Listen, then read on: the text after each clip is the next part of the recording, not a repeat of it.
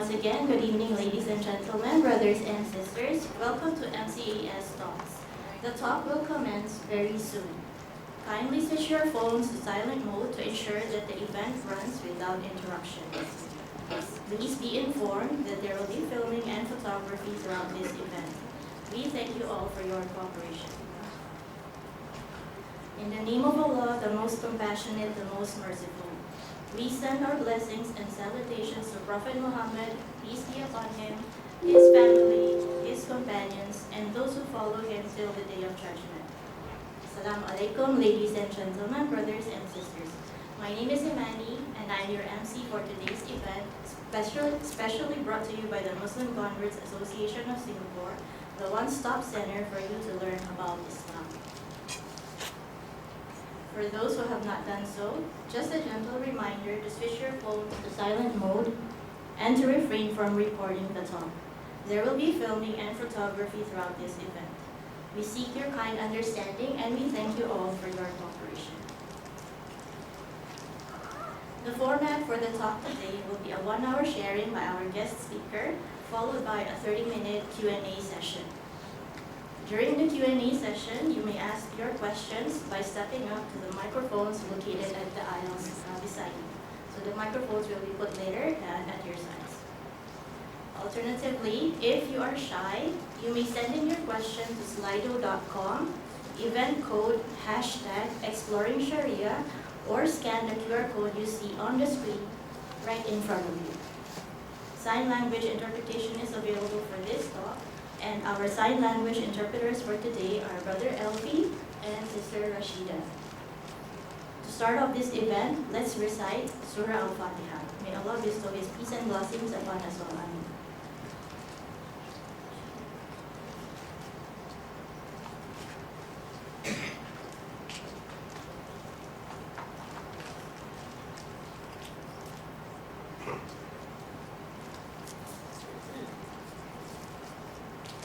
Ladies and gentlemen, brothers and sisters, thank you for joining us today at MCAS. It warms my heart to see all of you gathered here.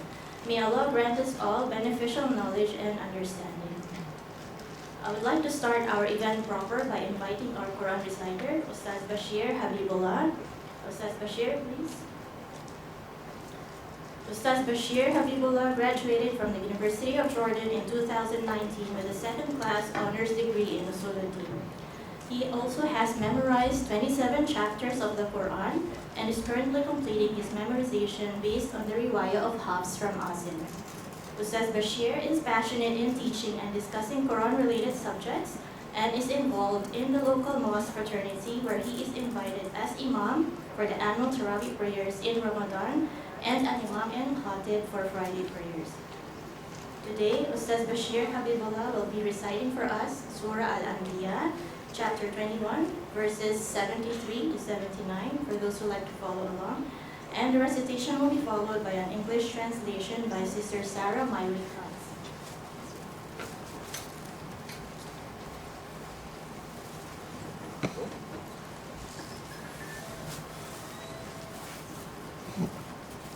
Assalamu alaikum wa rahmatullahi ta'ala wa barakatuh.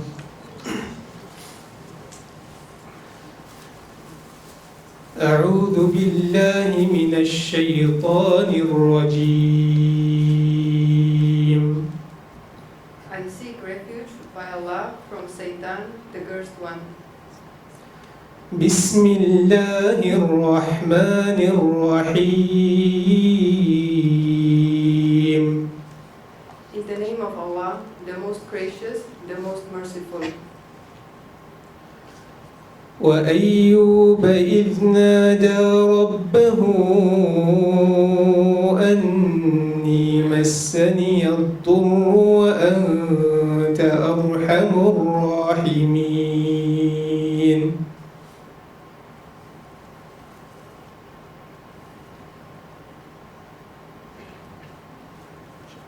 And we made them leaders guiding by our command, and we inspired to them doing of good deeds, establishment of prayer and giving of zakah, and they were worshippers of us.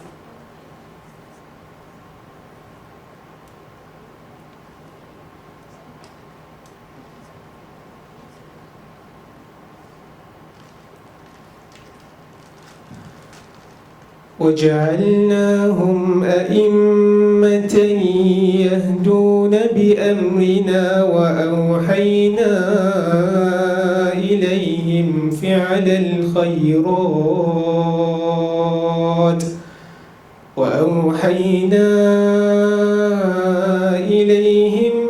الخيرات وإقام الصلاة وإيتاء الزكاة وكانوا لنا عابدين. And we made them leaders, guiding by our command, and we inspired to them the doing of good deeds, establishment of prayer, and giving of zakah, and they were worshippers of us.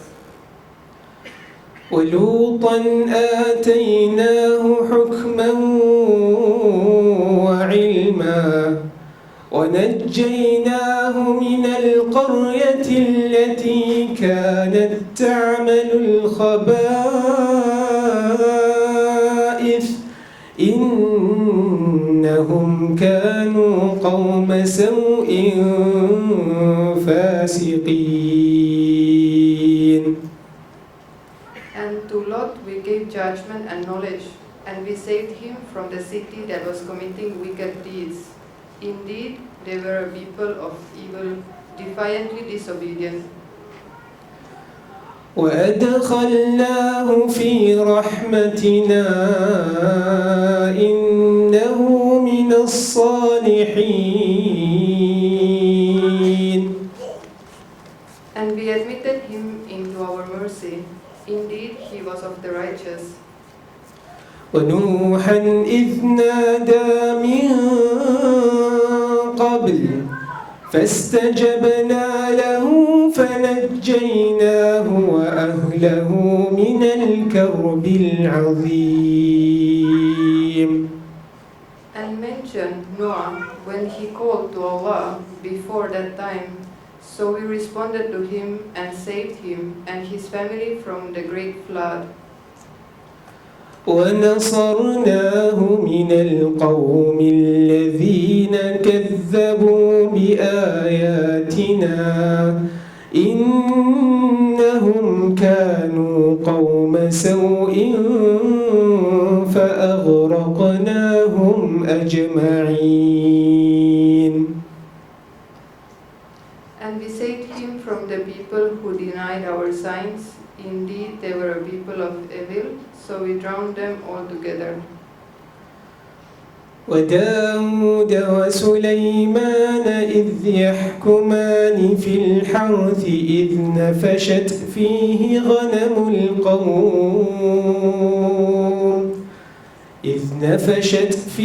غنم القوم وكنا لحكمهم شاهدين. And mention David and Solomon when they judged concerning the field, when the sheep of a people overran it at night, and we were witness to their judgment. ففهمناها سليمان وكلا آتينا حكما وعلما وسخرنا مع داود الجبال يسبحن والطير وكنا فاعلين.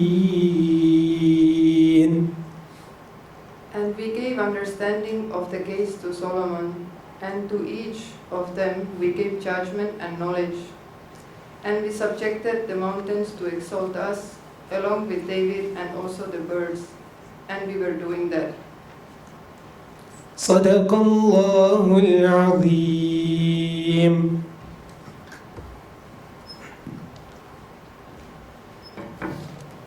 Thank you, Ustaz Bashir and Sister Sarah, for the wonderful recitation.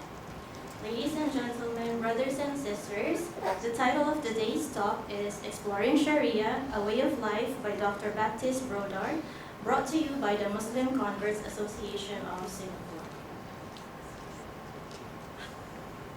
This talk and all our talks are conducted for free, therefore we seek your support and contribution.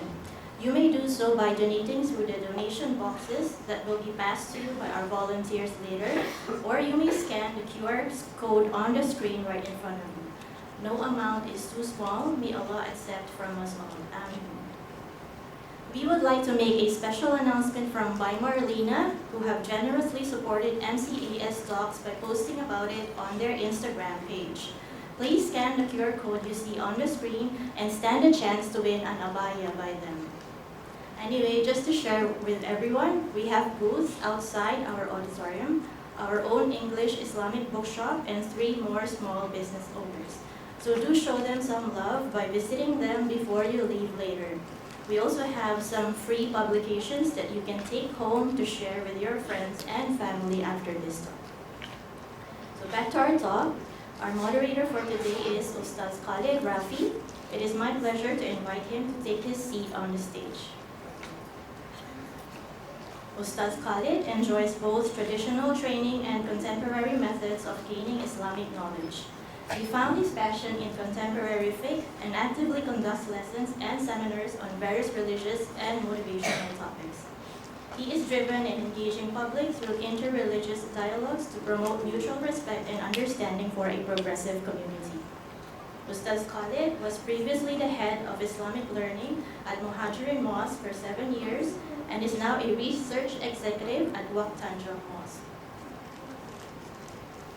Ustaz Khalid's Islamic education journey started under the tutelage of local asatiza such as Ustaz Saleh Abdul Hamid and his teacher Sheikh Omar Al-Khatib alongside Sheikh Hassan Al-Ganus of Madrasa Khairiyah before acquiring a diploma in Islamic studies at Pondok Modern Gontor Darussalam in Indonesia. He pursued his bachelor in Sharia from the University of Medina and a master's degree from RSIS, Nanyang Technological University in Asian Studies, specializing in studies in interreligious relations in plural societies.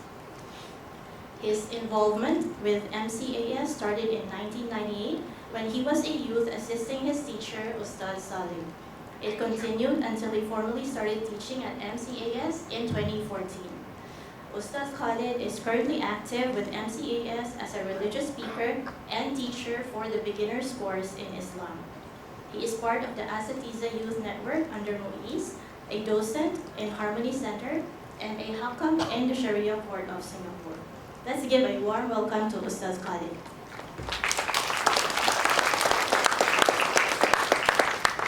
Ladies and gentlemen, it's now the time to welcome our distinguished speaker, Dr. Baptiste Brodard.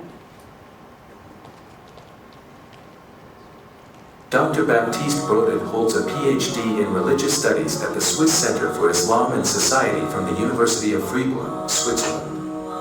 He wrote a thesis on Islamic social work in response to social problems such as exclusion and identity-based conflicts in Western societies. Dr. Brodard has traveled to about 50 countries worldwide, intending to meet Muslim communities and scholars. He focused on social change, social actions, and cultural issues. These trips gave him a strong cultural awareness of various communities and societies. Join Dr. Brodard as he shares what inspired him to embrace Islam at the age 18, his faith journey, and how his travels have influenced his balanced perspective in understanding Islam.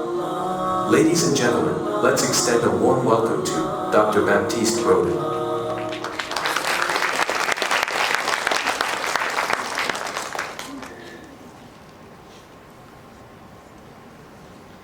Bismillah, alhamdulillah, wassalatu wassalamu ala rasulillah wa ala alihi wa sahbihi wa man wala. In the name of Allah, the most gracious, the most merciful, peace and blessings be upon the Prophet, his companions, and those that strive in the path of Allah then and now. Alhamdulillah, we thank Allah subhanahu wa ta'ala for the blessings of Iman and for the blessings of Islam. And we thank Allah subhanahu wa ta'ala for granting us this opportunity for us to be gathered here and for us to learn more about the truth. Now, I'm honored and happy to participate in the talk by Darul Arqam today, and I wish to thank the organizers for the invite. Dr. Baptiste is someone that I look forward to meeting after reading about his dedication to seeking Islamic knowledge and his travels and his time in social work. I believe it takes a lot of heart and resilience to invest in social work and I hold a certain admiration for our fellow counselors in rehabilitation work. I'm also keen to hear and learn more from our esteemed speaker today. And the topic today is with regards to exploring Sharia, a way of life. Now, Sharia covers a wide range of topics, including family law, inheritance law, criminal law, and commercial law even. It is designed to promote justice, equality, and social welfare among the Muslims and society at large. Sharia sometimes is being interpreted very limitedly, all right? And it is just to say about certain aspects with regards to the Hudud Law, for example. Now, Sharia is a way of life. Sharia encompasses certain guidelines with regards to our belief system. Sharia also have certain guidelines with regards to the actions of our daily life.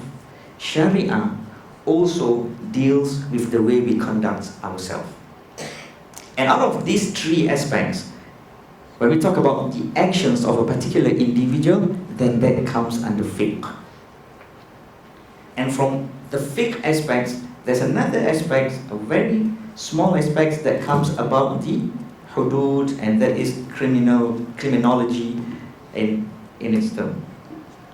So today, in today's time, when we talk about Sharia, some of the misconception would be, oh, it's about the law and law itself.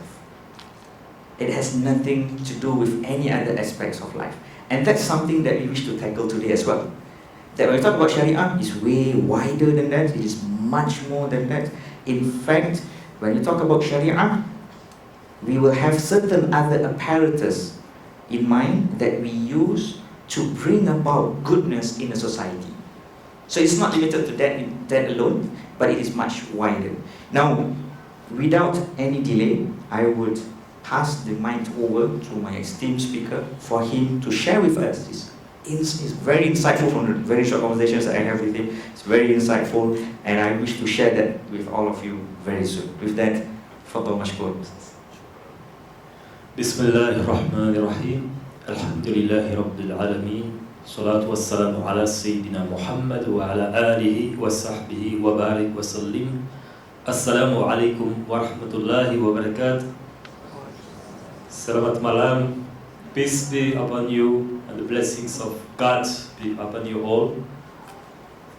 Thanks for coming for this subject that, first of all, I thank Ustad Khalid to introduce the topic in such a way, because I think he said the most important thing to summarize what's coming next. When we talk about Sharia, in many countries in the world, it looks like a big word. People are afraid, say Sharia, oh, something tough. But when we study Islam, of course, we have a different insight, a different understanding of what it is. That being said, here, talking about Islam, fiqh, usul al-fiqh, because when we speak about Maqasid Sharia, we'll define the terms later. It's something we study in Islamic institutions, in Madaris, in Person Training. We study that at a high level, the usul al-fiqh. But the idea of today's talk is not to deliver a course, a class about fiqh, usul al-fiqh. It's to connect Islamic teachings with concrete issues. That's what we are here today. So, Islamic studies are very important to give us basics, to give us a ground. But at the same time, we have to remind us that Islam is always linked to a context. The context of the revelation first, and then, which is even more important for us, the context of our life. Because Islam is a deen that must have an impact in our life, in society, and for that it's necessary to connect teachings of Islam to real life issues. That's what we want to do today, inshallah, or together with Ustad. And I take this occasion to express my warm thanks to Darul Arqam, the Muslim Converted Association Singapore, and the volunteers, because they made this event possible. They organized it so well, all my stay here. And I connect that to the topic because it's an implementation of Islam. Coming here, I've experienced so much brotherhood, so much warmth and love, and it's also part of the Sharia. It's also part of Islam. So thanks a lot to all the volunteers who made this event possible. I think we are a lot Muslims, but also non-Muslims, who agree to think that our life goal may be to alleviate human suffering. You know, many people will think what we are here for, we think what we can do for this world, and it's quite consensual in human societies to have the wish to be fruitful, to be helpful, to be useful for other fellow humans. So we want to help them, we want to spread love, justice, mercy, and so. And it's sad to say that in today's world, I think we all agree that there is still too much pain. And one of the missions we can have, I think, is to agree to tackle this pain, to try to spread mercy, to try to help people to alleviate the pain and to live better. And Islam participates in this project through the Maqasid Sharia that I'll try to give a short definition briefly.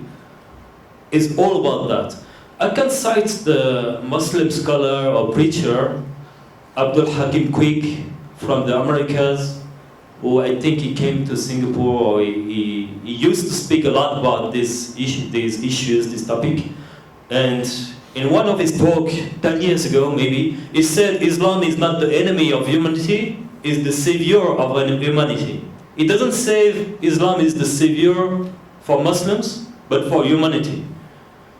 He said also Islam is life-giving. It's not a danger for society, but it's a solution for society. It's a solution for people to get out of their addiction, to get out of their suffering, to get out of many of the illness affecting humankind. He said that because sometimes we forget, we think that Islam is a religion for Muslims and does nothing to participate in the world of here. But when we open the topic of Maqasid Sharia, we see a totally different reality. And it's not something new, it's not something about contemporary Islamic thought. It was already the case centuries ago. It came with the Prophet Muhammad sallallahu alaihi wasallam, who was called Mercy, Rahma lil Alameen, mercy for the universe. Not just mercy for the Muslims, but mercy for the whole mankind. And Islam integrates many of these teachings, not only for the goodness and in the interest of the people who choose to follow its way, but for the broader society. Today we have to insist on this part because it has been forgotten. And sad events having happened over the last decades in the name of Islam gave the world another image, especially when talking about Sharia. Sharia, for some people, it's scary, it's look like cutting hands or doing whatever oppressive it appears to humans, but we'll see it's not like this. It's not what it does. First of all, it's important to define what means Sharia. Sharia, in Arabic, etymologically, is the way to the path to the water source. And everybody needs water, especially in the deserts. If we don't have water, we die. So Sharia is the path leading to the water source. Or some other people define it as a watering source, a source of water. Meaning life. Meaning is what we need. Then, applying to Islamic thought, Sharia can be defined as the way of God. The way that God wants us to follow. That's a way. Later, we have a well-known scholar named Ibn al-Qayyim, in the 14th century who tried to give a very interesting and instructive definition of Sharia. He said, Sharia is justice, in Arabic al-adl, all of it. Sharia is mercy, rahmah, all of it. And it's wisdom, hikmah, all of it. Whatever is not full of justice, mercy, wisdom, cannot be considered as Sharia. That's his definition. So we see here that it's very different than what we hear in the news. Mostly in the West, when they speak about Sharia on TV, it looks like exactly a different picture. It looks like oppression, violence, discrimination, whatever it is. But Ibn Qayyim, recognized as a great scholar of Islam, gave his definition. Today we still have access to it, and we have access to a lot of genuine Islamic scholars' works that gives us a completely different understanding of that. Maqasid, the plural of Maqsid. Maqsid, Arabic name meaning objective, but higher objective, like the higher aim. So Maqasid are the higher objectives, higher aims of Islam, of the Sharia. A bit before, I think 2 centuries before Ibn Qayyim, more or less, the famous Muslim scholar Abu Hamid al-Ghazali developed studies about Maqasid al-Sharia. What are the higher objectives of the Islamic way? Not to say Islamic law, because it's even broader than that. And at his time, at the 11th century, he identified 5 ultimate aims of the Sharia, which are the preservation, the protection of the deen, way of life, which we translate today as a religion, but it goes much further than a religion. Deen is more a way of life than a religion. So one thing is the protection of religion, the protection of the deen, the protection of Islam. But we'll see in a short of time that protection of Islam involves also to protect other religions. And that's interesting because often it can be forgotten quite quickly. Secondly, it's the protection of the soul, meaning the protection of life. Third part, protection of mind. Hifz al-aql, yes? Fourth aspect is protection of property, wealth. And the last one, very important one today, especially in this time of chaos or tribulations, is the protection of offspring, of lineage. Hifz al-nasl. So that's how Imam Abu Hamid al-Ghazali, the scholar, well-known scholar, that we should take benefit of his life story because it's very rich of wisdom till today. We can have a lot of lessons from him. He described Maqasid al-Sharia as such. And the idea of this short talk, inshallah, today, if God permits it, will be to connect this lesson, this Islamic wisdom, to concrete issues affecting our world. Because as I said a few time ago, this is Islamic teachings, this is about usul al-fiqh, this is what Islam teaches us. But sometimes when we go to the mosque, when we go to the madrasa, we feel it's theory, it's theoretical knowledge, is something we try to understand.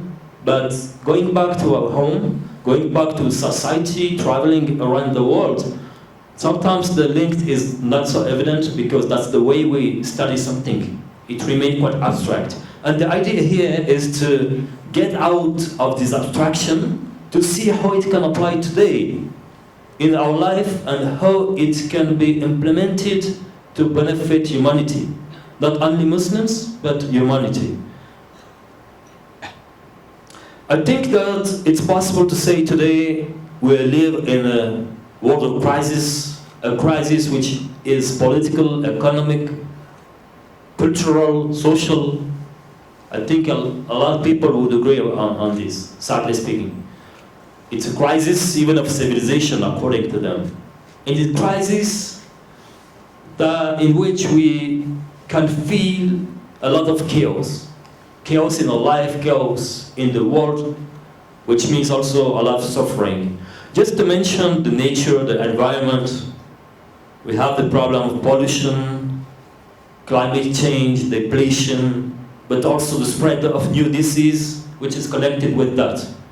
So when we witness that, we can understand it as an outcome of human behavior. And coming back to the study of Islam, we can remember that actually one of the main goals of Sharia of Islam was to protect human life. Not just human life, but the environment. So Islam has also something to say at the level. But then, on another topic is destruction of family. Many people fail to have unions, to get married. Today we will even speak about the crisis of birth rate in a lot of countries. Many politicians are very worried about what is happening in 20, 30, 40 years.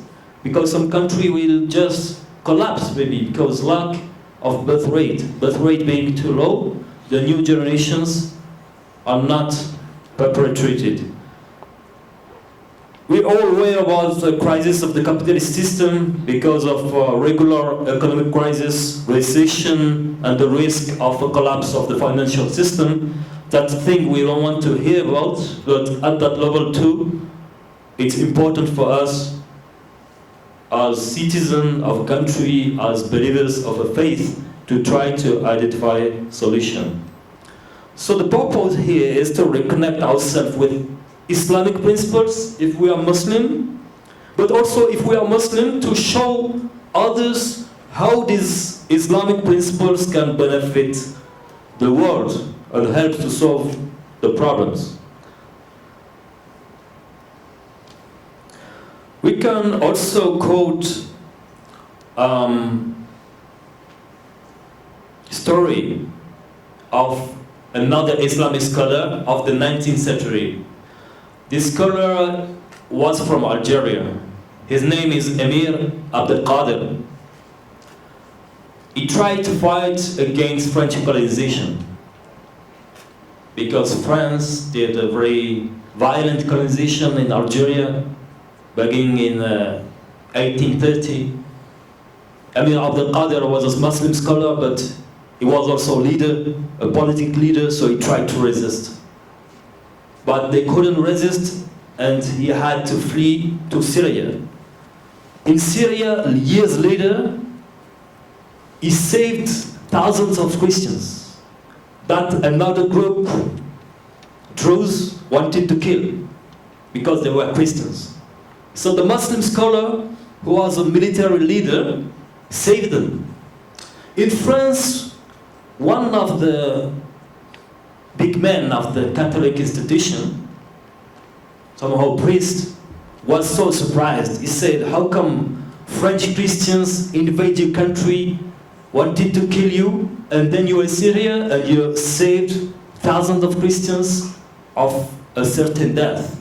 Why did you do so? How come? He replied in a letter. We still have the letter today. It's a well-known text. He said, let me explain what Islam is about.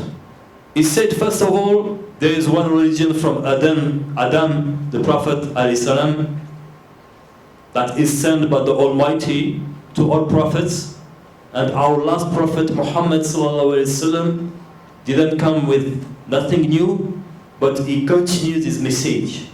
And this message is all about two ideas, all about two principles that goes together, that cannot be disconnected.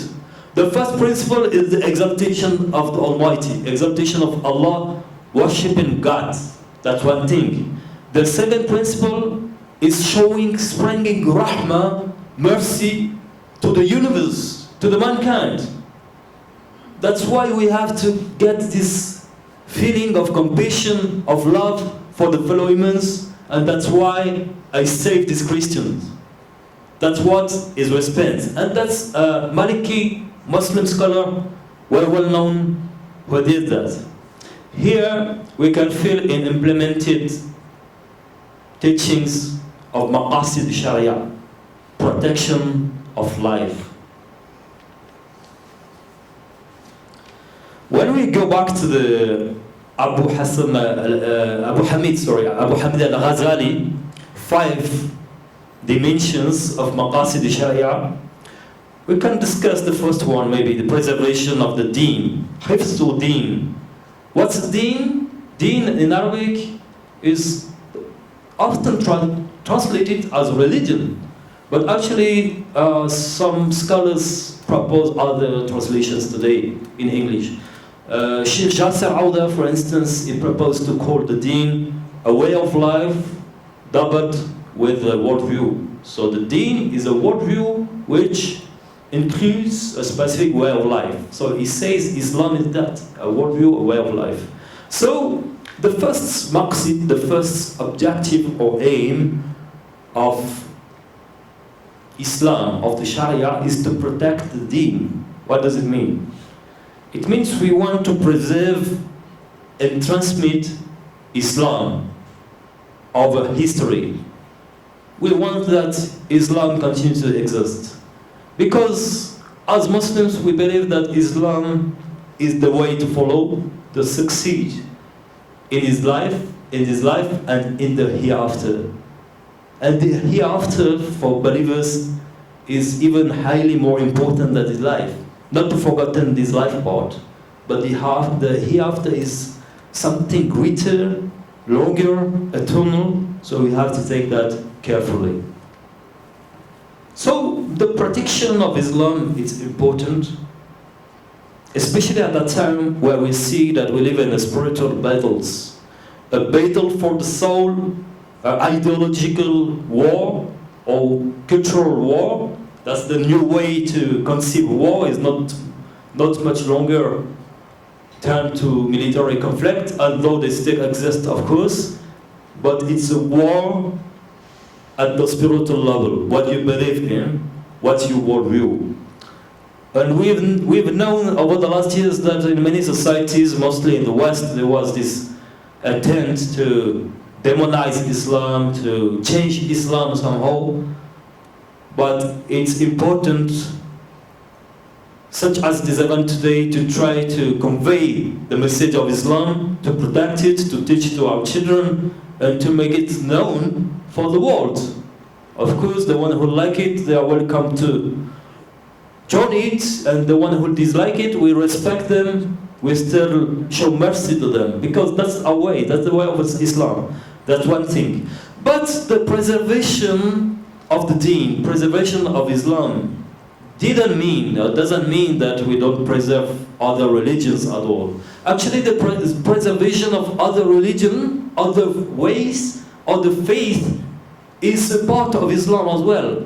The best example, I think, is what happened when Omar ibn Khattab, the Caliph, follower of the Prophet Muhammad sallallahu alaihi wasallam, one of the closest Sahaba, went to Palestine and got power in Palestine. So he conquered Palestine, he got the privilege to have power and to be recognized as the new leader. He was invited to pray in church. He didn't want to pray in church, he crossed the road, or if I can say, then he prays somewhere else. Today is called Masjid Umar. I think that Ustad Khalid can give more details about this very amazing example that shows that Islam protects the interest of other religions. So it's quite interesting. So during my trip to Palestine at that point of time in Al-Aqsa, so we were invited and we went through one of the tour in the Church of the Holy Sepulchre. This is considered to be one of the most holiest church in Christianity. And interesting thing, when we went there, you will find that when we look throughout history, you will find that when Umar ibn Khattab radiallahu anhu, when he managed to open the city of Jerusalem, right? he personally went over to Palestine to receive the key from the patriarch at that point of time. Right? So it was not being given to any other Muslims, but it is given to the leaders of the Muslims. He was the first Amirul Mu'mineen, the one that first using the term the leader of the believers. Of course, the first Khalifa is Sayyidina Abu Bakr radiallahu anhu. Because he understands the superiority of Al-Aqsa. And when he went there personally and was invited by the patriarch to actually use a section of the church as a place of prayer, he declined. Now the only reason that we can appreciate this today is from the far-sightedness that has been portrayed by Umar ibn Khattab. He says that should I take this place as a place of worship, those that comes after me will do so, and that will create further conflicts. So having the far-sightedness of that, he declined and he prayed at a different place. So there's two places that is being mentioned at where he used to pray, but quite interestingly, one is nearby there. It is known as today Masjid Umar. And Masjid Umar share the same wall as the Church of the Holy Sepulchre. So it's very interesting. So during the visit there, I was taken aback to the extent that religion can coexist, and that itself is part of the Sharia law. See, and it's very interesting. Yeah, thank you so much, Ustad. MashaAllah. I had the chance to travel to Palestine 10 years ago or something like that, and to go to the same place. I was very amazed by that symbol of union, of respect. And the local people, Palestine Arabs, some of them are Muslims, some of them are Christians, and they live peacefully together for a long time. Now, of course, the political situation is very tense, but for many centuries until today, Christians and Muslims of that country, of those regions, have lived in harmony. It's not the only case. Going, for instance, to Senegal, West Africa, a major Muslim country, maybe 85, 90% of the people are Muslim. You have a small Christian minority, which is like 10%. But it depends the region. Sometimes you have village with 50% of each. And I had the chance to travel quite a lot of times in this country, and you always see mutual respect and peace between both religions. Meaning that, for instance, in time of Ramadan, sometimes the Christian cook for the Muslim for iftar. For Eid, Muslims invite Christians to eat at their home. That's so lovely, and that's examples that should be mentioned, not only the bad side, but also this mutual respect, and the fact that Islam, in its core values, it really wants to protect other religions. It's important to recall at the time, because sometimes in the news we had the feeling that it's something else. That being said, Islam is confident with its own way of life, with its own value system, with its principles. It wants to promote it because it thinks it's a good thing and perfect model for humanity. When we spoke about battle for the soul, spiritual battles, it's interesting to see today that in so-called materialistic societies, atheist countries, such as Western Europe, North American countries, especially in Europe, because atheism is higher than Christianity today, you have a new race of so-called New Age religions, which are not religions, but system of belief, full of magic. So in atheist societies, you see that many people, even officially, sometimes they tend to like this magic stuff, to speak about devil spirits, whatever it is, or mixed with so-called personal development, and it shows there's a real crisis. Because humans cannot live without a belief system. Humans can't live without faith. In our traditions, if we study history, we see that every civilization was grounded on faith belief system, on a system of religion.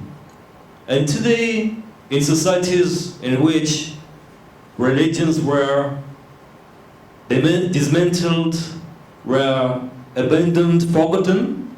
You have new system of belief which are negative for the integrity of the people, who work with magic, who work with things that we couldn't expect. Speaking about Switzerland, speaking about France. And we'd be surprised to see so many people trying to find a way with that, because they can't stay limited in the materialistic world. They abandoned Christianity, but now they're looking for something else. So that raised some questions. Hopefully we can discuss more in the comment. But no, I think another point to mention, linked to the second Maqasid Sharia, about the protection of the life, protection of the soul. It's among the most important aspects. Islam always tried to protect people's integrity, people's life. Again, not only Muslim life, but people's life. But today, traveling to the world, we see so many crises, so many suffering. 2 years ago, we went to Mali, West Africa, with the grassroots Muslim association. We tried to build a public library in a poor village.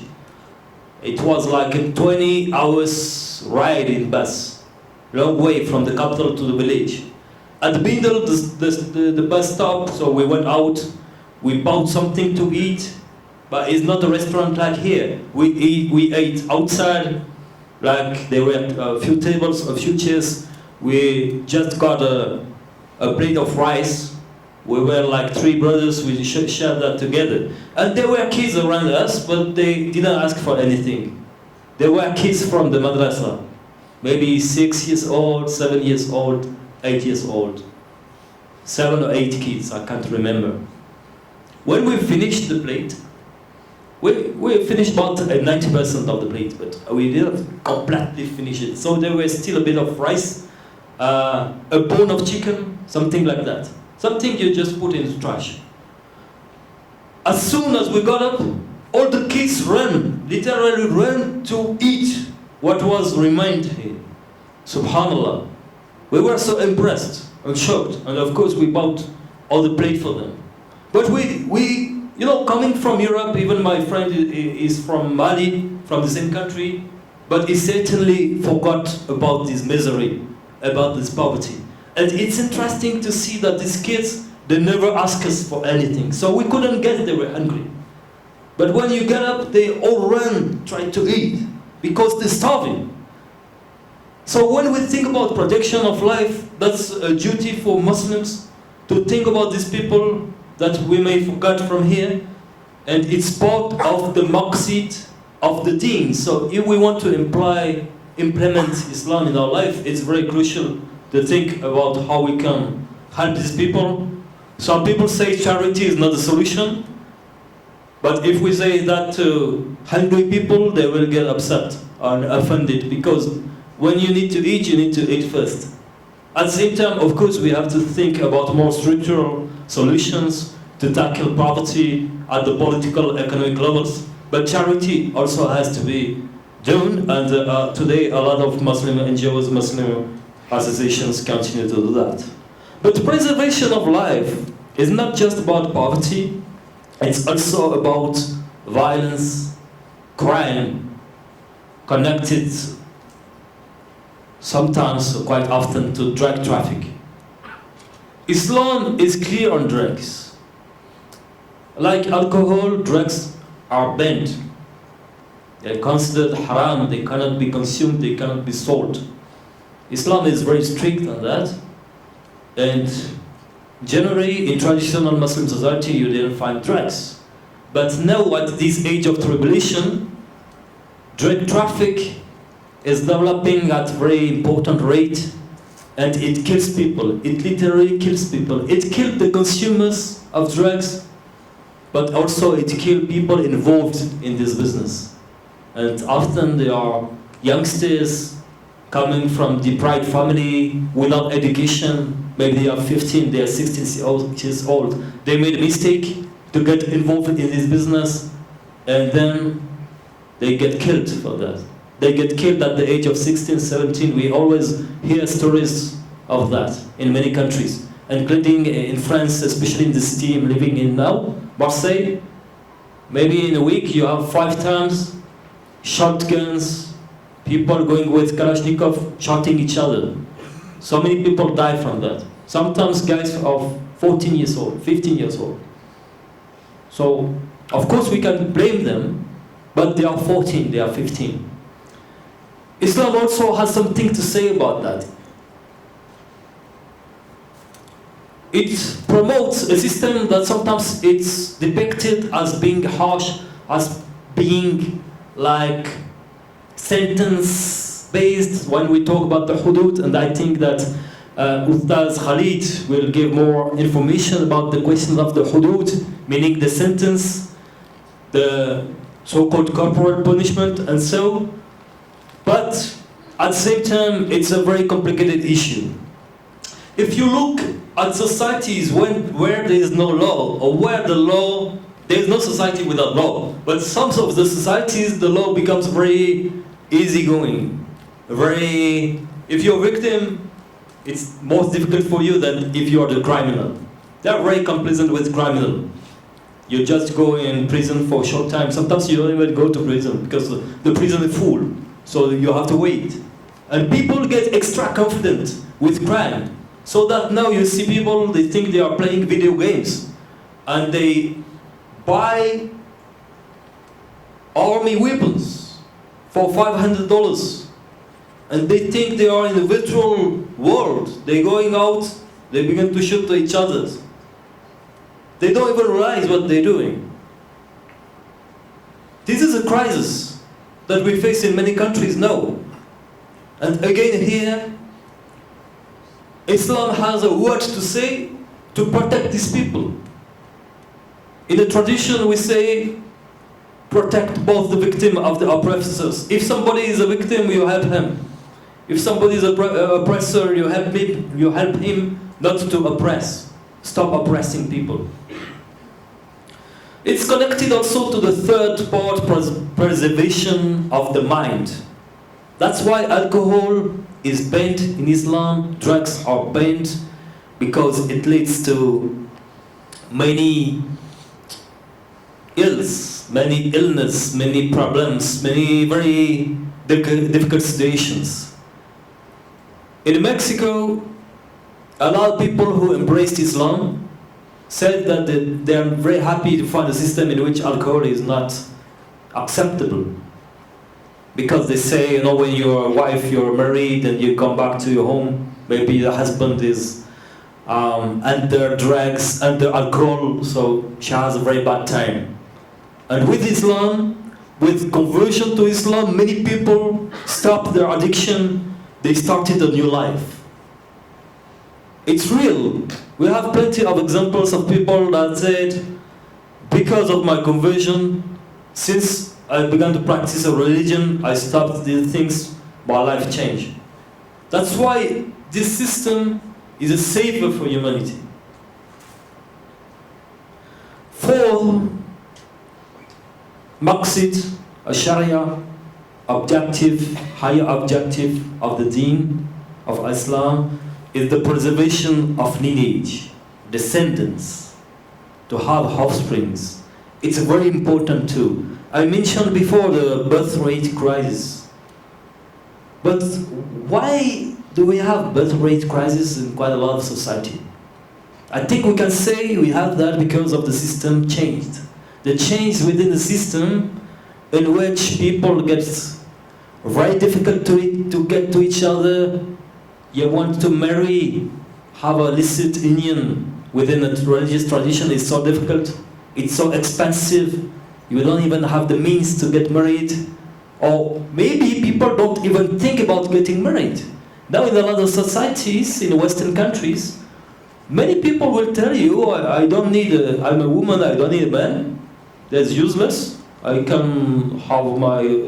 have fun life, I work, I get paid. I don't know why I would have an interest in getting married and having kids. But also you have new ideologies that I called postponed. It's often linked to the so-called wokeism and so neo-Marxist views, whatever we call it, in which they say it's even better for you not to have kids because if you have children, you are not responsible, you pollute the environment, and now we are too many on Earth, so they blame people for having children. That's true. In some environments, it's kind of discourses you can get. It's a new ideological hegemony which goes against the family. Again, to cite Abdul Hakim Quick, he said, Islam is the last hope for family. It promotes family, it promotes union between a man and a woman in the institution of zawaj and nikah, meaning to get married, even if you're poor, even if you don't have means. It's the natural way for humans, and having children is a blessing that is advised. Islam promotes that, although in many Muslim countries we face major problems today. I lived in Algeria a few years ago. I met men of 45, 50 years old, they never got married. Not because they didn't want, they said just the mahar, the money they have, the dowry, thank you. The dowry is too high according to their way of life. The salary they get, maybe they have to work 20 years just for the dowry. It's ridiculous in Muslim societies. I think that's a problem that goes totally against Islam, which must be challenged and tackled and solved, because it goes against the Maqasid of having family, lineage, and to protect the lineage. But the protection of lineage, descendants, also mean that the children have right to know where they're from. So a child comes from a father and a mother. Today, at the time of new technologies, such as in vitro fertilization, for instance, which was developed for some reasons, but after its development, it covered other spectrum and it was extended to people just maybe wanting to have kids without wanting to have a man. So now you have in some systems you can have a kid with the idea there's no father. Well, of course there is a father behind, but they claim that no, there's no father, that's just technology. So we took this technology to allow women to have kids without getting married, without even without having men in their life. But then you have son or daughter without father, without origin. It's possible that in a few years they extend the technology, you don't even need a mother. Or you have mother that work for that, you pay them, and then the kid goes somewhere else. Adopted kids. That's some dangers that now some ethical organizations are talking about. But Islam is clear about that. It's not possible. Children come from a father and a mother. And Islam is also clear that a man is a man and a woman is a woman. But today these evident ideas are even criticized, challenged in some Western societies, but spreading worldwide through what I could call a new Western hegemony, which tells people what they have to think and believe. And if you're not believing the same, you are an enemy. If you're saying that, you are an enemy. In France, this year or last year, a few months ago, there were government advertisement outside in the streets with big, big picture with text and for the planning, family planning stuff, family policy. It was written, here we know that men can get pregnant too. So that's the political, the institutional message. If you laugh on this, if you disagree, if you just say, actually you say that, but myself, in my way of life, in my belief, I think that no, men are men, women are women, and only women can get pregnant. Somehow you become an enemy. They say, how come you can't say that? You are not allowed to say that. That's what we see in some societies. That's a danger for family, that's a danger for protection of lineage, and again, Islam has great wisdom, great teachings about this issue.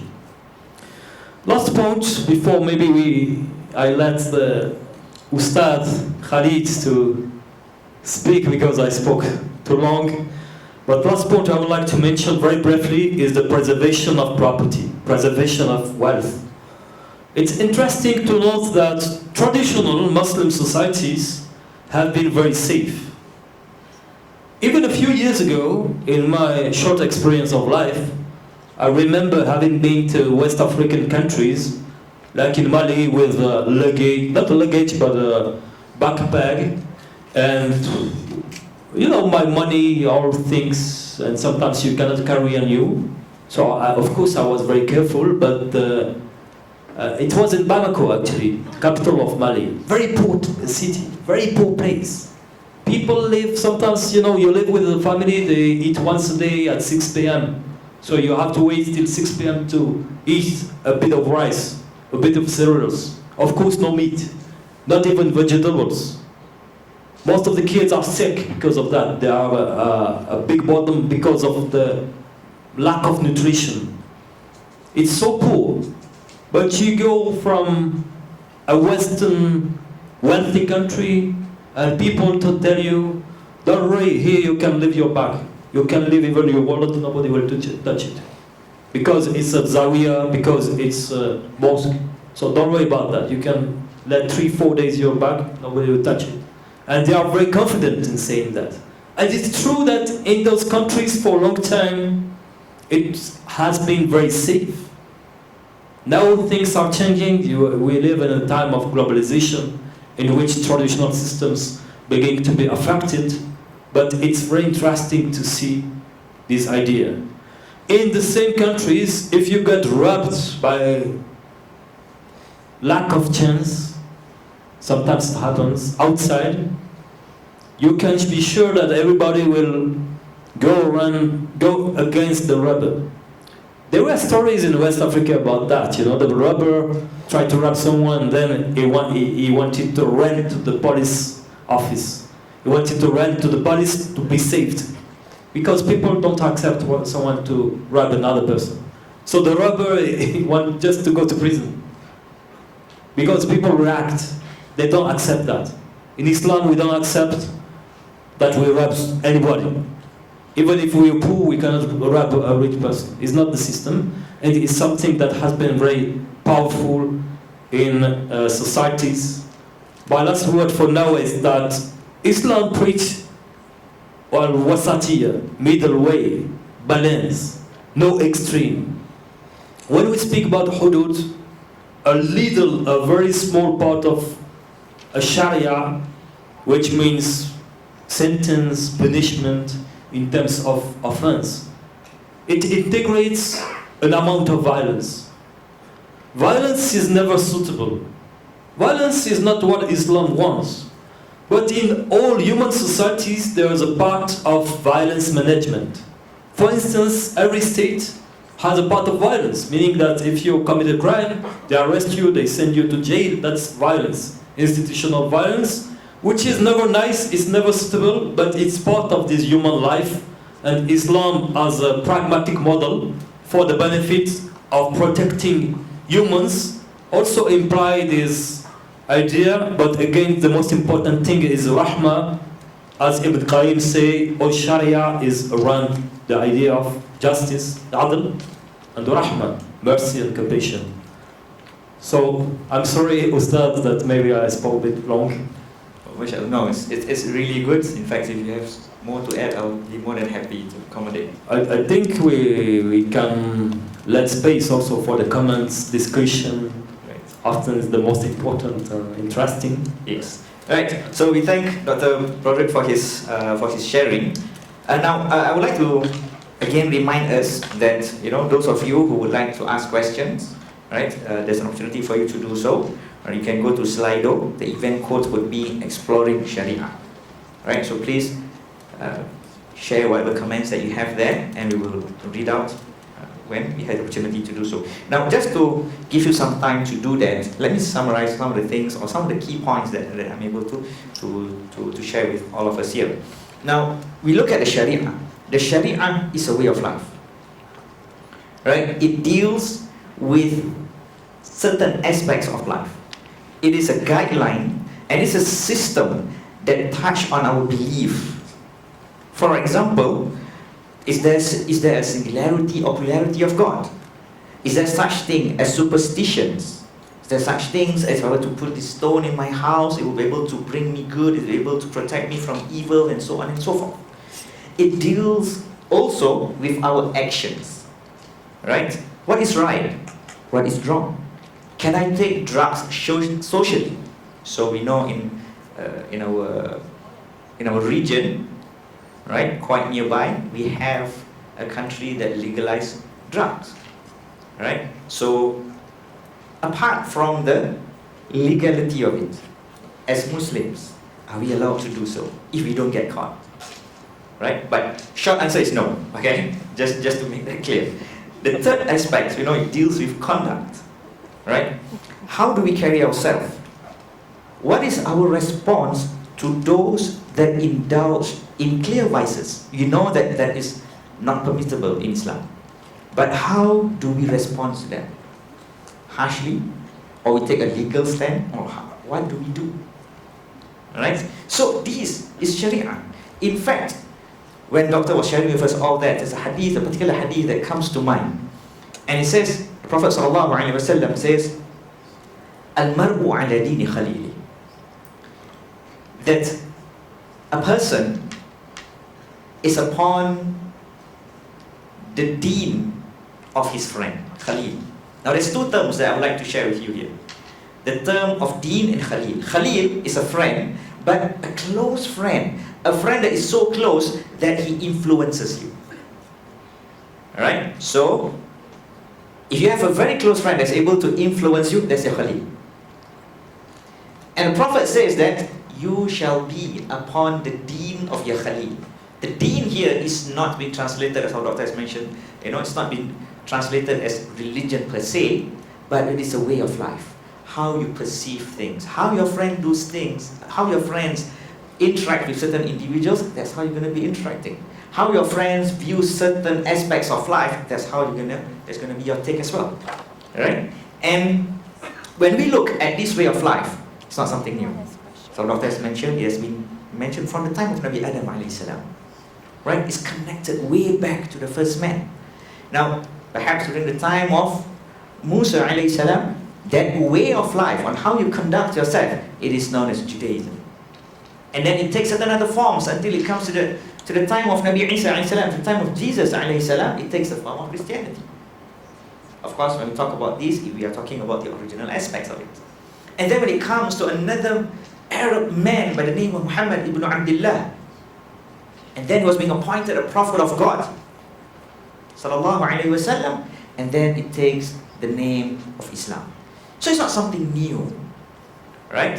Now, during the earlier stage of Islam, so whenever we talk about Prophet Adam alayhi salam, now if I were to ask you the concept of what is the rulings or what is the response of marrying siblings, we may say that it's detestable. You're not going to marry siblings, it's not allowed.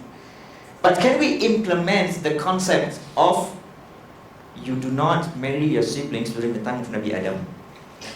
Because they're the first two men, Nabi Adam and Hawa. So what happens during the earlier time is that Hawa gives birth to twins, a boy and a girl. At every birth, she gave birth to twins. So the twins that was born at the same time were not able to marry each other. But they are able to marry the other twins. So, for example, during the first birth, boy 1 and girl 1, they are not allowed to marry each other.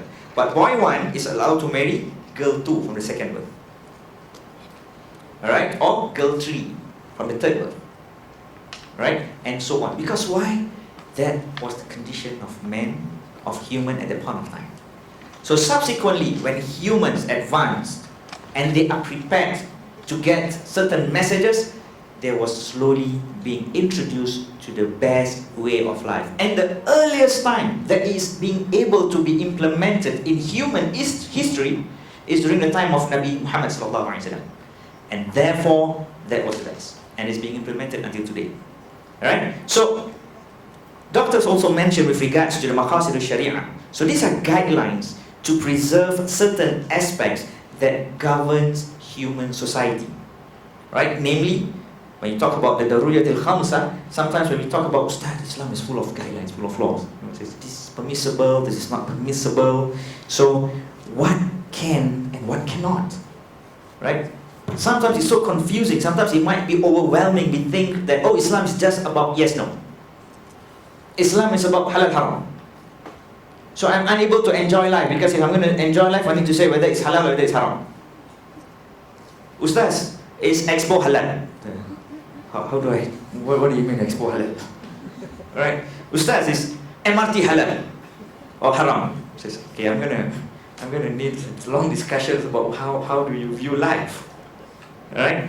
Even to the extent that, Ustaz, what is the ruling of wearing this jacket? Is it halal for us to wear jacket?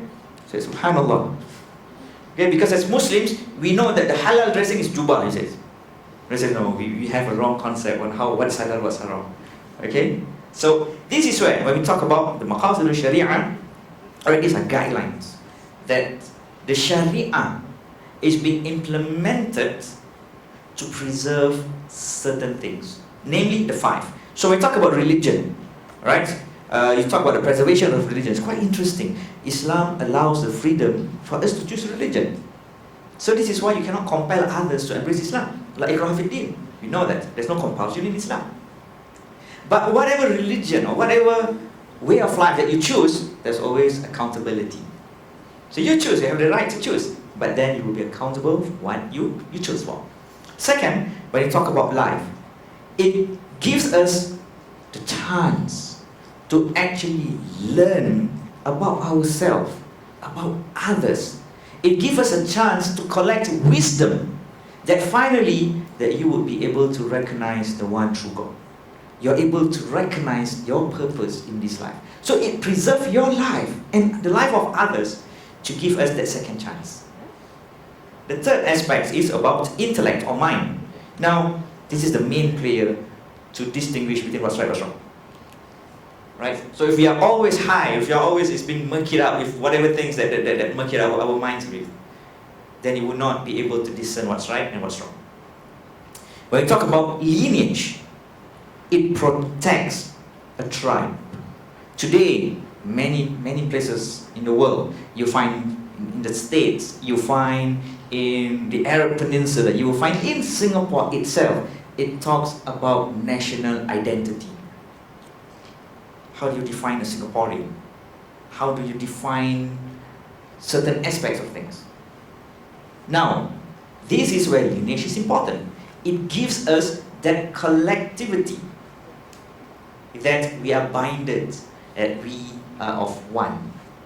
Right? So that talks about the concept of lineage. And finally, it talks about wealth, and of course, it protects the trust in a society.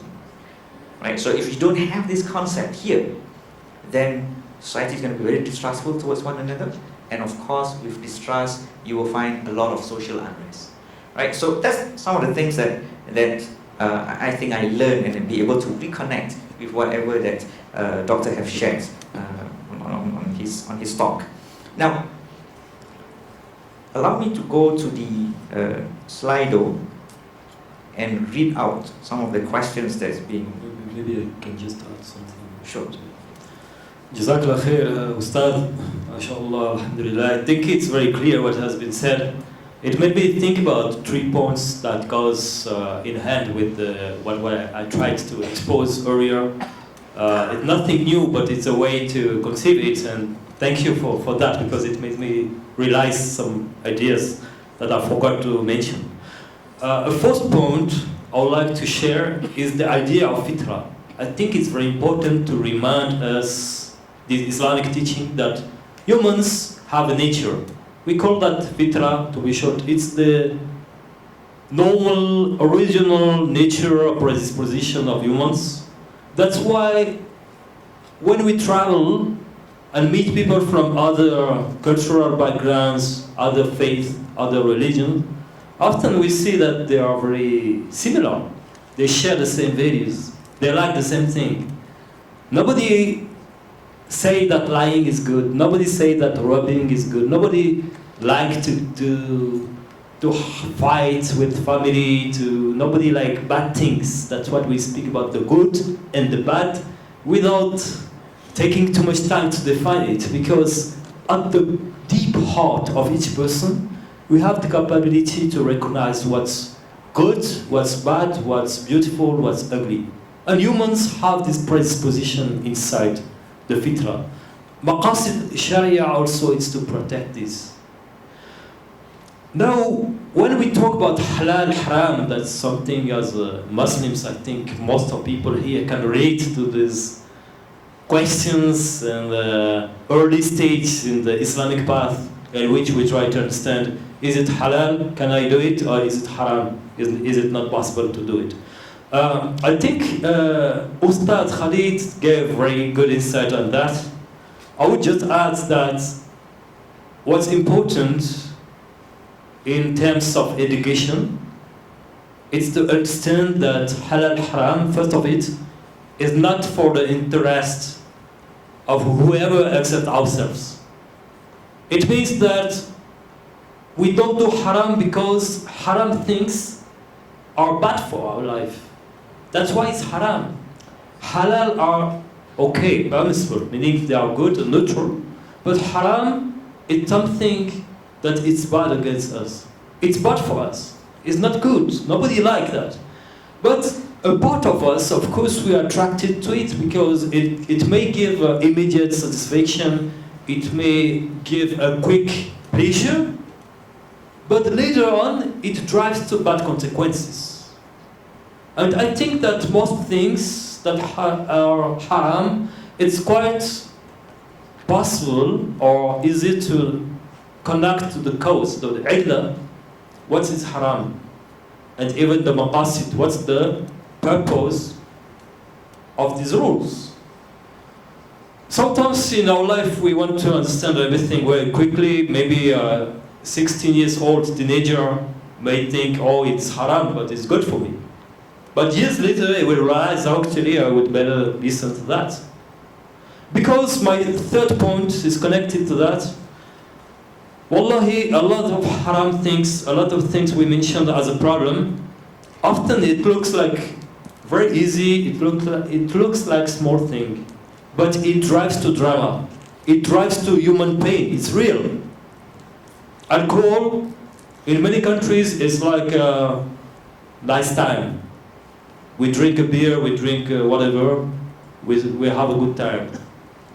And many people, they won't be very affected by that. But many people also, they will experience very bad and sad life situations because of that. Car accidents, family violence, sickness, illnesses, violence, or what else? So many things come from alcohol addiction or alcohol excess. Even if it's just one night, then he may regret that for 50 years. So haram is not an easy thing. It's not. It's connected to our higher interest, but sometimes we may not understand that. Many drama happens in the name also of ideologies, new trends. People want to have fun with smoking weed. Then they develop mental sickness. They get schizophrenic, paranoid. It's truth. We have so many examples. But when you blame someone for smoking, they say, no, I smoke, I'm fine. Look at me, I go to the high school, I go to the university. 10 years later, now I have the age to realize that because we have known people around us doing these things. Many of them have mental issues. They are sick. They live even in psychiatric hospital. And a lot of things that seems to be light, they may have very bad aftermath consequences. That's why Muslims take Islam seriously, and the last point about that, I would say now, is a model of being humble. A believer has to be humble with knowledge. We rely to the wisdom of Allah. We trust that Allah knows we don't know. And we trust that His Prophet ﷺ came with the wisdom and the example to follow. So we may not understand certain rules, but 10 years later we will be very happy to follow these rules because finally we got the inside the rational, if I can say, behind them. Thank you. MashaAllah, Doctor. Now, there are a lot of questions I received on Slido. By playing the moderator card, I'm going to ask my question first. So it's a personal question of mine. Alright, now I'm blessed to hear, I'm intrigued by you calling out the Western hegemony, which essentially, the dominance is being exerted, and how this ideology is now being widespread, and how truth and fact can easily be manipulated and distorted. May Allah continue to preserve our iman. Now, through your travels and your exposures to many cultures, ideologies and opinions, how do you continue to preserve your Islamic beliefs, and what do you rely on to draw your strength? For the last part of the question, first, thanks a lot. I would say that it's a way, it's a path. It will end with the death.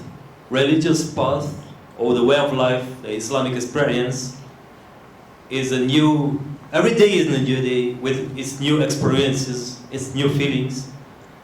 But I would say that more time and more experience you have in the way, easier it gets somehow. Just because what I tried to say, some things at the beginning of the journey you may have doubt. You say, why is it haram? Why do we have to do that? It's normal questions. And everybody is welcome to have questions. But when you decide to take a step to try to experiment these teachings, to implement them in your life, finally you get something back. You get experience. And that helps you to be more consistent, or to have less doubt about your faith, to have more wisdom or understanding of these rules, or all of the Sharia, although we understand a bit. But then another thing is the acceptance to be humble. I like to say, I don't know, I don't understand. And it came from the study of religious books as well. You have scholars, they read Quran all their life. Like they read Quran 2 times a month, maybe they complete it, or more. After 30 or 40 years, for instance, one said, I got some understanding on that verse. I used to recite this verse all my life. I didn't know what it means. I had even some confusion in my heart. But it came like that, and now I know what it is. SubhanAllah. That's part of the traditional religious literature that gives us a hope. And it's a path. We have to get this humility to understand, to accept that we cannot know everything. And I think that also the marvelous, the wonderful meetings, relations we can get on this path are very helpful to keep faith and to continue to do the journey. But maybe the other part of the question is about postmodernism or the ideologies and so, but I don't know if you want to develop that now or later. We will just take it offline, inshallah. Alright, doctors, I'm going to read from the questions I received, and one of the most famous questions, or most popular questions that receive a lot of likes, would be questions pertaining to the LGBTQ movement. Alright, so this is where the question says that, how do you think we should approach friends who are in the LGBTQ plus movement? Yeah, it's interesting first to acknowledge that Islam is a worldview, is a way of life, as we define the deen. So, first of all, we should be confident about this way of life, to understand what are the teachings of Islam regarding to LGBTQ, to gender identity, to gender relations. Because we have a lot of material, a lot of works that explain us what's the Islamic way. And then we try to spread that, to teach that to people who are interested in Sharia. That's one thing. Then we know people that may be Muslim, and at the same time they may have homosexual orientation. I would consider that just as common deviance, or we call it's something haram in Islam. So something haram, we call it a sin if we commit it. Everybody is a sinner.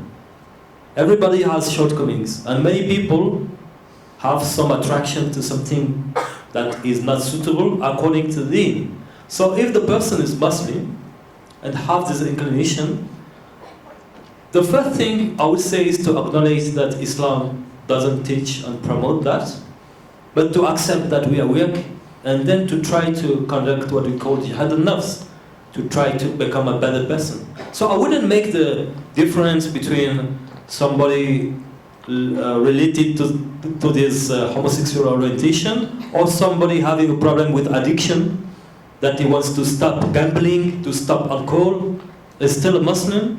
We're all sinners, but we try to strive and to struggle to become a better people in terms of our way of life. That's for Muslims. Then for non-Muslims who promote these ideologies, I think also we should be confident about the message we want to convey. It's very clear. Islam has its way of life and its values. Yet we respect other people, but we would like also other people, other systems to respect us. Meaning that we want to continue to follow our deen. We don't impose our deen on everybody else, but they shouldn't try to impose their deen, if I can say, worldview, on Muslims too, like they try in a lot of countries in which I come from, in which they say you have to acknowledge the fact that a man can be pregnant. I said, no, I don't. And I don't want to, and it goes against my faith. So I keep my faith first. You're free to say whatever you want, but that's your business. You don't have to impose that on us. If not, it would be a new Western hegemony. I call that Western hegemony because it comes from US, historically. When you look at their scholars, their ideological foundations, it's American-based. Then they extend to the world. It's a new normal they want to impose. They say, even to governments, sometimes they say, no, you have to accept that. Then in 50 years, what it will be? They have to accept pedophilia and whatever it is. So I think Muslims have to be confident with that. But when I speak that way, you're blamed, you get a lot of enemies. So a lot of people, they prefer to avoid this topic. But myself, I don't say where's the problem. Because we don't impose anything on others. We just ask them not to impose anything on us. We respect people. We want justice. We want peace and mercy for everybody. And that's it. I received quite a number of questions following up from your response as well. All right, I'm gonna just combine two of these. Given how rampant LGBTQ activists push their agendas, including Pride Month celebration in the workplace, all right. So, what do we do, or what do we need as a society to respond to such forms of activism, and how do we manage LGBTQ issues as parents of teens and adolescents, as the exposure regarding this matter is widespread in many aspects of their life? Yeah, the second part of the question is very tricky. It's a big problem for many parents. They are worried about their children being exposed to these ideologies at school, for instance. I think here we really need to address this issue at the level of education, including Islamic education, including in mosque, to be able to talk about that freely, openly, beyond the taboo. Because the taboo that we had, or we still have in our community, is a problem to address these issues, because if there is a taboo, it drives to somehow a schizophrenic, socially schizophrenic mindset, in which, now I'm a Muslim, but then I'm, I have my own way. And a lot of youngsters, they suffer from that. On the one hand, they want to keep Islam, they identify as Muslims, they want to practice Islam, but that's for a part of the day. Another part of the day, they have their own influence, and they see it as something that don't go together, which is very painful for the mind. And one role we can have in the mosques, Islamic institutions, organizations, grassroots associations, is to be able to open spaces to debate these issues, to educate, to promote the Islamic way, as we trust that's the way to follow, and to warn about what's coming now, and to also explain what's the source of that. Because also there is an ideological battle behind that. It's not by chance if now it happens so widely. If you, even in Switzerland, my country, 15 years ago, if you spoke about what's happening now, nobody will trust that. And I think even for their own rights of people believing that way, I mean LGBT organizations, what they're doing is very dangerous for themselves.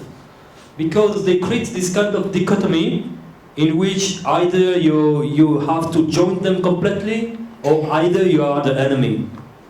So if you say, no, I respect you as humans, but I disagree with you, they treat you as an enemy, which is not wise, and it creates more dichotomy, and actually it's very dangerous. Talking not about Muslims, but talking about many Europeans, for instance, who are either Christians or maybe atheists, and they are very upset with what happened, because they feel they have to comply with new regulations they don't want to comply with. And they are afraid to speak about that, but in the street, in the families, in the coffee shops, and so many people get upset with that. And it increases animosity, it drives to more struggle, and we don't wish that. Nobody wishes that. So I think it's about dialogue, but at the same time, again, we have to assert the Islamic way of life, and not to be ashamed, because there is nothing to be ashamed of this very beautiful message that promotes against peace, mercy, justice, and good for the mankind. And I think that's very rich, because we understand that when it comes to rulings on what's allowed and what's not allowed, when it comes to LGBTQ and its movement, we are clear of what's permissible in Islam. But we should also understand the concept of reaching out. We should also understand the concept of how our response should be. Alright? So should our response be in a way that is deemed to be harsh by them? So we need to respond to them with kindness, without, and not at the expense of our own belief system. Right? So I think that has to be very, very, very clear as well. Okay? Now, moving away from the LGBTQ movements, because we have other questions as well. Now, we've touched, and especially about Rahmah, especially the well-known quote from Imam Ibn Qayyim when we talk about the Sharia. Now, what are other examples of the Sharia being a form of Rahmah? As Ibn Qayyim says, all Sharia is Rahmah. Sometimes you don't see the Rahmah directly in the Sharia because it's hidden, it's indirect. If you think that all Sharia is Rahmah and you speak about Hudud, for instance, at that time, at that specific context, there was application of Hudud, of corporate punishment. So if somebody witnessed that, he could feel, where's the Rahmah behind this? But actually, in terms of killings, for instance, it's important to understand the context. In many tribal societies, if somebody happened to kill another person, then there was revenge. So they killed 3 or 5 or 10. Then the other tribe had revenge. So it leads to numerous killings. The Sharia, in terms of Hudud, which seems the harshest way somehow, Sharia, the more problematic way for us living in a totally different context. Yeah? But if we look at the history, it was a Rahmah in the sense that one person killed another one, so only the killer is responsible. And the sentence is on him. And if the family decides, correct me if I'm wrong, to forgive him, then the sentence can be avoided. That's the idea of Rahmah, even in inspected aspects. Even aspects in which we have violence, there is rahmah, which means here to limit it, to mitigate violence. Because violence is never suitable. Nobody likes violence. Normal humans don't like violence in the fitra. But violence is part of society. In societies in which there is no response against crimes, sometimes you will see a very wide increase on crime. It becomes barbarian, and people live in the fear. And then if they're revenge, it will drive to much more killings, which is exactly what the system wants to avoid. So rahmah can even be found in these quite extreme examples. But again, we keep in mind the context. Thank you, Doctor. Now, one of the things that we've mentioned just now is with regards to the preservations of religion. Now, in terms of accommodating other religions, where should we draw the line? I think again it depends the context. When we live in multicultural societies like Singapore, it's a very good example, or Western European societies, we used to live with, to coexist peacefully with people from other religions. And the line is against to assess our own way, to be confident in our own way. We don't have to compromise on Islamic principles. But la ikraha fi din, people are always welcome to join Islam, and we have to make that clear. But at the same time, we don't push people to Islam, we respect their way. There is no compulsion in conversions, not at all. Only Allah guide people. So we respect religions as they define themselves. I don't see any issues in that as long as everybody is able to practice its way and to live peacefully. And this is including in Muslim countries. Some Muslim countries, according to me, they made mistake to be too harsh on other religions, but other Muslim countries give a good example because they allow minority religions to follow their way, and there's no issue.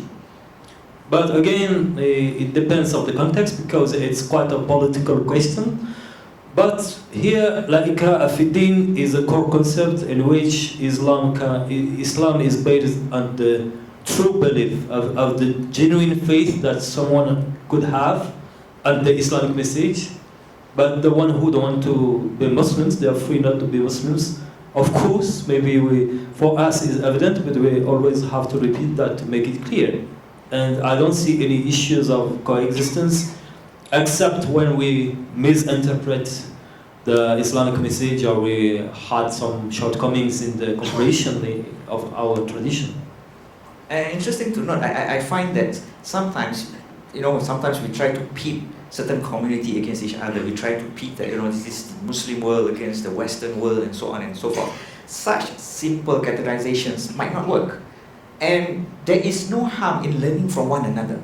It is not to say that, we have it perfect, we have it theoretically, and in fact we might have it correct theoretically, but how do we promote it on a practical note? Right? So this is why sometimes you will find that, there are certain things I'm able to learn, or something that's been put in a practical aspect perfectly in the Western world. Though it might be a Muslim concept, but we might be grappling and putting it into realities. But perhaps the West would find it a bit easier based on certain aspects. And therefore, we are able to implement and learn from one another. So the pitting against one to another and says that we have to be one or the other, sometimes we can look at it from a wider aspect and learn from whatever strengths, wherever it may be. Right? It's very interesting also to see that in many countries we have interfaith programs, interfaith dialogue. I think it's very important for all of us. And also there were projects from Muslim scholars, a common word between you and us, to call for cooperation and peace between Christians and Muslims. Also we have commonalities in the traditions, and I even believe that it's very positive and important to work on, for instance, social work projects. Both Christians and Muslims agree that we have to fight poverty. There are, of course, some differences in the dogma, but it doesn't influence any kind of cooperation we can have at the grassroots level. to tackle social issues, to do good together. And in a lot of societies, we have this very good understanding. Hatred comes from ignorance, and division is from the shaitan. But now the work we try to continue to do is to promote mutual understanding, respect. So we don't call them to follow our way, but we assert our principles, and we just share our mutual values when we can help and show mercy on earth. And I think it's interesting projects to develop. That's true, and personally, I just came back from Boston, where I was attending the conference, ICCJ conference, where we have interreligious talk. Right? But the ICCJ conference is more on the Christians and the Jewish relationships. We find that there are issues, even in the States, for example. Right? They have to indulge and they have to give room for people to grow and have communications, dialogues. And that's very important here. We find that even in a small country as ourselves, the red dot, you may call it, we have progressed in certain ways that even the West have yet to reach. And I feel that we can be used as a role model on certain perspective on how things may move forward positively. Right? But stopping there, because due to time constraint, all right? And I have to take this question because I'm an avid bookworm as well. All right? So I'm going to take this question. The question is, oh no, now I lost the question. All right, I'm just going to look for it for a moment. I really resonate with your concerns on the need to deliver Sharia beyond just Muslims or theory. Could you share your favorite reads on Maqasid or your books? Yes, I try to respond quickly. A short TB, Maliki scholars, to come back to history. Then you have Ibn Ashur, I found it very interesting. And then lately, contemporary scholar is Jasser Auda with another approach, more or less. But of course, all approaches involve Maqasid Sharia, and I think that they are published by Triple IT, and they're accessible in English. So that's nice books you can easily find. Thank you. So I'm blessed to hear your enlightening thoughts, and I have to say it's been refreshing to hear your views on how simple Islam can be, on why rulings such as haram is very it's not simply meant it's simply meant to protect us from harm that we do not know of, and that by itself is a form of Allah's mercy and rahmah. May we learn to submit fully to Sharia, which was revealed out of Allah's love and mercy for mankind through the Prophet ﷺ. My takeaway would be that every one of us can be more confident in our deen, our belief system, and our way of life, while displaying mercy and kindness to others. I would like to wrap up by saying thank you to Dr. Baptiste and Darul Arqam for facilitating a very insightful session today. And I would like to thank our sign language interpreter for her hard work as well. May Allah give us more opportunities for motivations and knowledge, inshallah. With that, I would like to hand over to the MCs. Assalamu alaikum wa rahmatullahi wa barakatuh. Thank you very much. Jazakumullah khair. Wa alaikum assalam wa rahmatullahi wa barakatuh. Thank you so much, Dr. Baptiste Brodard and Ustaz Khalid Rafi. A special shout out to our sign language interpreters, Sister Brother Elfie and Sister Rashida. May Allah bless all your efforts. Ladies and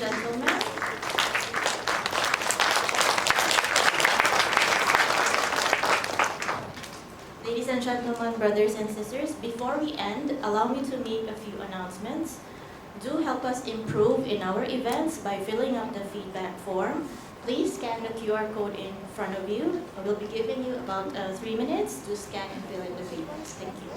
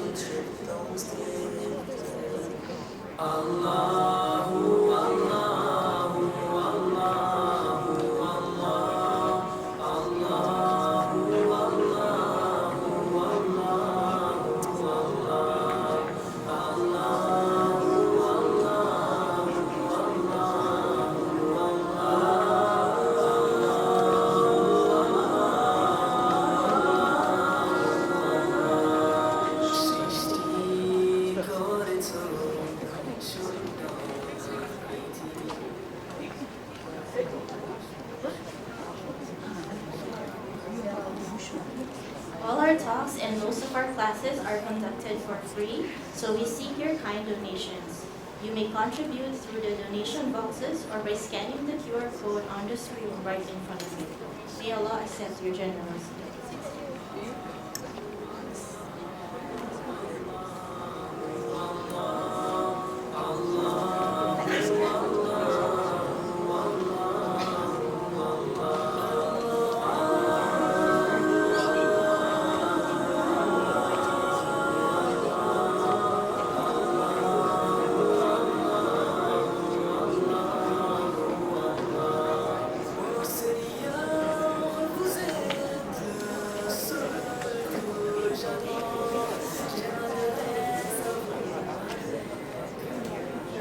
If you are interested in joining MCA's future talks and events, do follow us on our social media platform.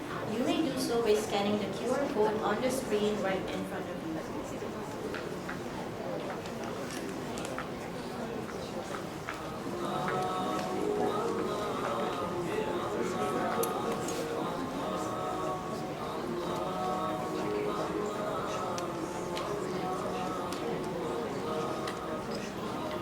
Feel free to check out our English Islamic bookshop and all the other booths when you leave the auditorium and bring home the free Islamic publications as well.